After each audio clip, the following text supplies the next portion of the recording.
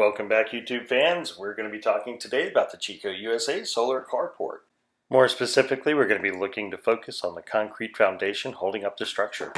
As shown in the illustration, the mounting plate is secured to a concrete foundation using anchor bolts. We examined the various forms of footings and have chosen the pure footing method. Since the mounting plates are approximately 12 inches by 12 inches, we can identify that the angle direction is approximately 16.5 inches.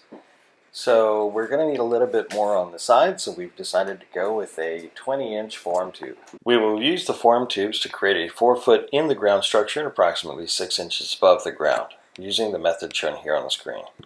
On the inside of the form tubes, we'll be using a rebar cage.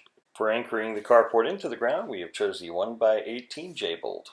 And because scissor lifts don't work very well on gravel driveways, we're going to be needing to use a pulley system to lift the heavy beams and get them installed into place. We hope you enjoyed the video.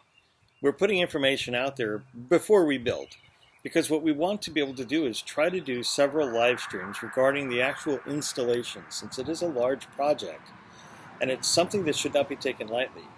So we're posting as much information out there as humanly possible, so that if you're looking to buy one of these solar carports, you can make those decisions and understand what you're getting into before you purchase it. So if you like the video, please don't forget to like, share, and subscribe, and click the bell icon for notifications for new videos. And we do have a lot of videos coming out, a lot of footage we've already recorded on some other things, which you will see actually posted after this video. So please be on the lookout for those. And again, thanks for subscribing and thanks for watching the video.